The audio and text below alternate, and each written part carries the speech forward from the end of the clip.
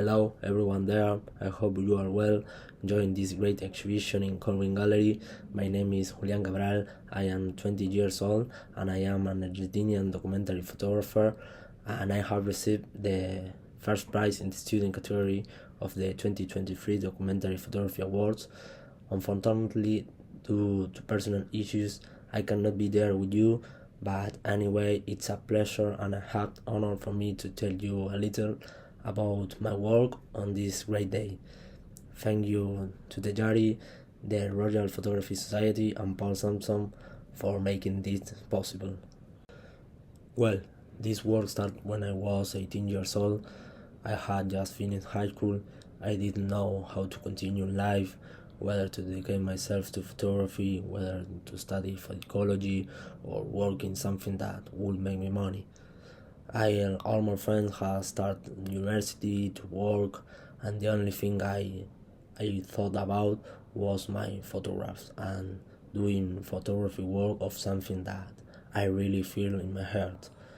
There, I decided to start my first documentary work, narrating the days of my schizophrenic uncle LITO. It woke me up to tell his life, his mind, what a person with mental health problems lives, feels, and thinks.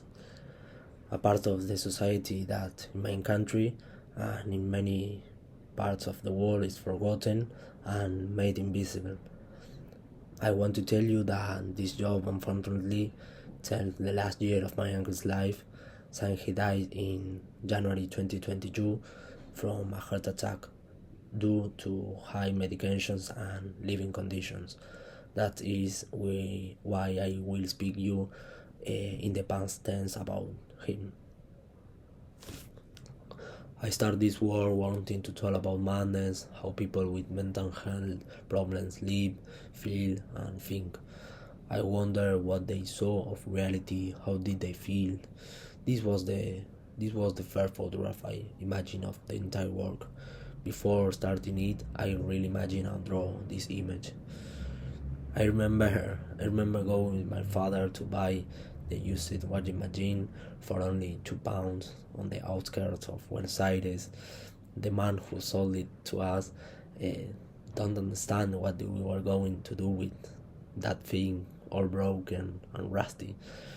I looked for this photograph to capture attention, to make people stop, to see and think about the life of a schizophrenic person.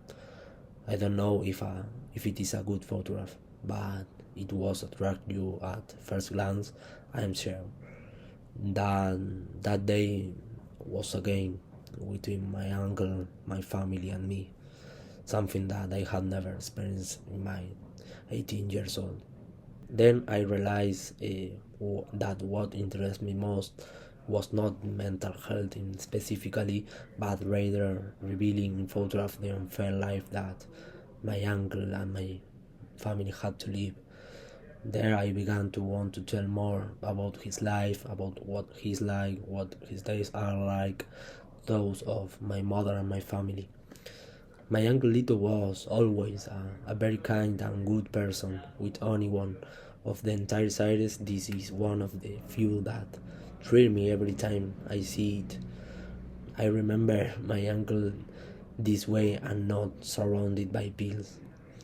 Every time we visit Lito, my mother would challenge him when we ate, because without having anything to eat, he would often give the food to his best friend Daisy, the neighborhood's cat. I also try to destroy the idea that people with mental health problems are bad. I don't think that they are bad, but rather they have a problem and they are sick. My uncle Lito Steinberg suffered from schizophrenia and delayed maturation. In his adolescence, the situation worsened even more. His problems and symptoms came to light and began to alter his daily life. After several decades, reality became critical. The desire to kill oneself became more and more. The days that step on the sidewalk were less and less. The words were no The same as before, the sadness will grow and the hope fell every day. Your only light in the morning, we were my family, my mother, my two brothers, and me. We were the only reason why he decided to continue walking the path of madness, for which he swallowed hundreds of pills a week, taking to get up, turning on the radio, and changed the shirt he had been wearing for previous month.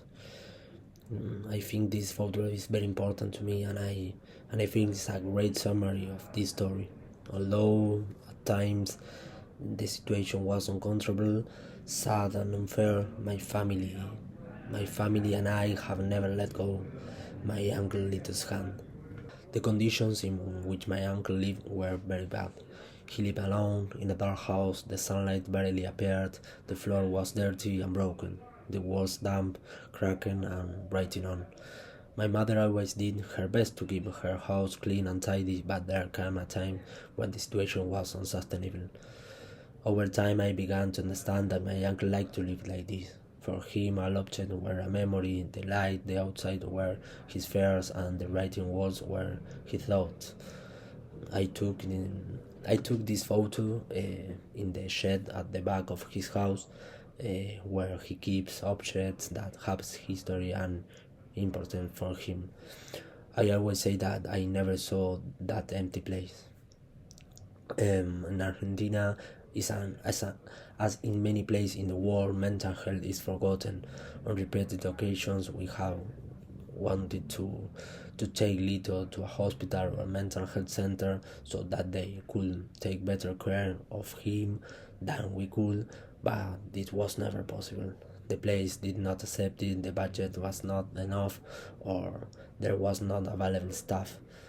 Those were always the answers. My mother, with her life and of her brother, always did what she could.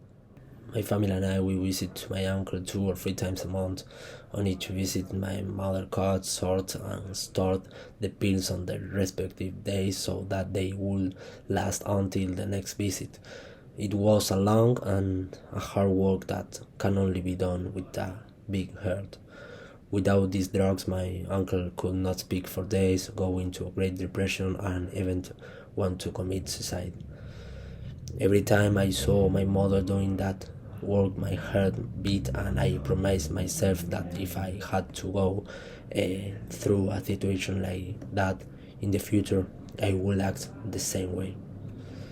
That is why with this work I not only seek to tell the life of my uncle, but also that of my mother and my family. After ordering his medication, my mother kept the pills and took the money from LITO, which she was going to collect from the bank and leave it at her house. My mother did the same as with the pills. She separated the bills by color and placed them in envelopes for expenses.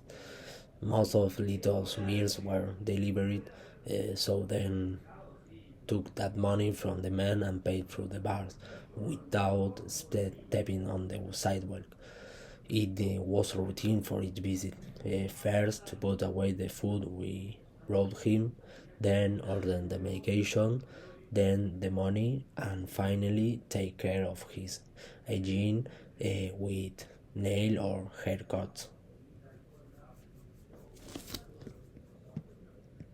My uncle's health was always in danger. He took more than 10 pills a day. He did not usually bathe or brush his teeth. He always ate junk food, and like I say, his house wasn't clean. Many times he called my mother because her teeth hurt, she felt sick to her stomach, or she infected a wound from not washing it. One day I found my uncle swishing a salt water to cure the pain in his teeth. As I mentioned before, this photograph happened every time we visited my uncle. As I mentioned before, this photograph happened every time we visit my uncle LITO. My mother to take care of him, to see him well, to make him feel comfortable, cut his nails, beard and hair. LITO didn't like it or care it at all, but he knew he had to do it for his own good. When I watched these scenes, I was always thinking about the contrast between religion, my uncle's situation, schizophrenia, and my mother helping him. LITO was a very religious person. Necklace, crosses, and pictures of God hung on all the walls of his house. Visiting LITO's house and finding this type of scenes at one point was normal to me. When we arrived, the dishes weren't washed. There was food from days ago on the table. The floor was dirty, and the cockroaches they walked through corners. Although it's hard to take and show this photograph, I always held it because it seems to me that it tells the living conditions in which a schizophrenic person or a person with mental health problem lives. LITO was a person with a lot of memory and nostalgia. He always remembered and talked about his past, when he worked, his trips, and his lost loves. He often cried for his past, for his parents, and his beautiful youth. A scene that often hurt me, since it reminded me of the unfair life he had to go through. LITO brought the wars and passed his most precious memories there. One of his favorite sheets was this corner of his room. This was one of the first photographs I took of my uncle. Try to show on your mind, your thoughts, how people with mental problems usually talk and store objects from years ago. This was his sanctuary, where he had a photograph of his father, his mother, and religious objects. There he used to light candles. As I said, her house is decorated with many paintings, sculptures, and religious necklaces. Over time, I understood that religion and my family were the most important things he had, and one of the things that allowed him to move forward and not give up. Before his illness worsened, every Sunday LITO visited church to pray. Over time, he stopped attending from fear of people on the street. Despite my uncle's difficult situation and all the problems that come with it, my mother always loved him and go with him to the end at every opportunity. Something that is not common in all relatives of people with health problems, mental. And this contrast always seemed very strong to me. They were both born in the same house, which LITO was never able to live. My mother went out, studied, worked, and created a family. Unfortunately, due to his illness, he was never able to do it. He worked for a time at the district municipality as a veterinarian, but was then forced to return home and stay there. My uncle was afraid of people, the street noises there were.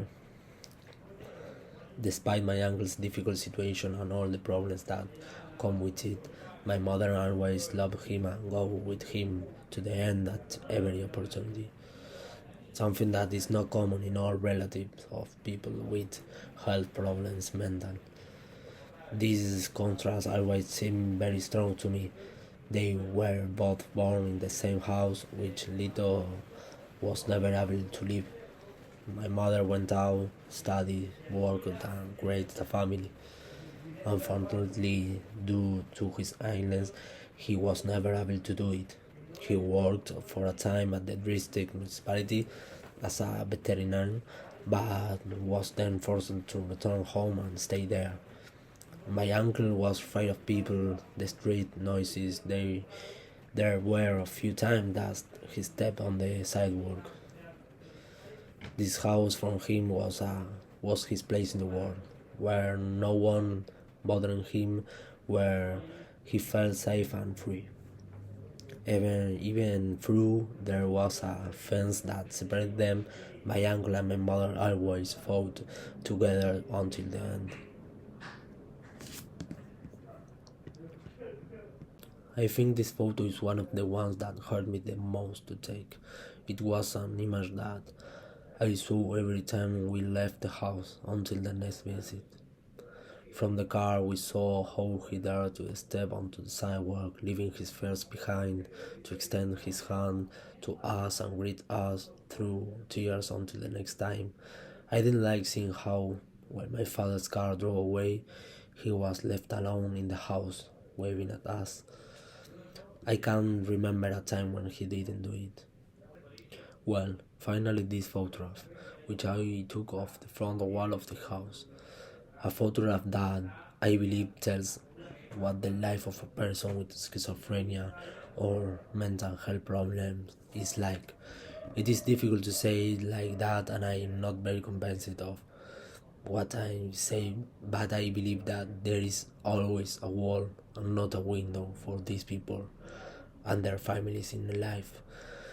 What I learned from my uncle, my mother, and this difficult situation is to value his good moments when he felt happy, free, and forgot about his illness for a few minutes. These moments with him were given to me by photography. I observed them when he spent time with my family or when he played with his cat Daisy. As I told you, LITO died in January 2022 due to a heart attack. Over time I understood that this work helped me to play with him, to share more time together, and to keep in memory the unfair life that my uncle and my family had to go through. Well, thank you very much for listening to me. I'll tell you again that this is a very great honor for me to speak in front of all of you, and I'll let you. Well, thank you very much for listening to me. I tell you again that this is a very great honor for me to speak in front of all of you, and I let you continue with this grand opening of the Documentary Photography Awards organized by the Great Royal Photography Society.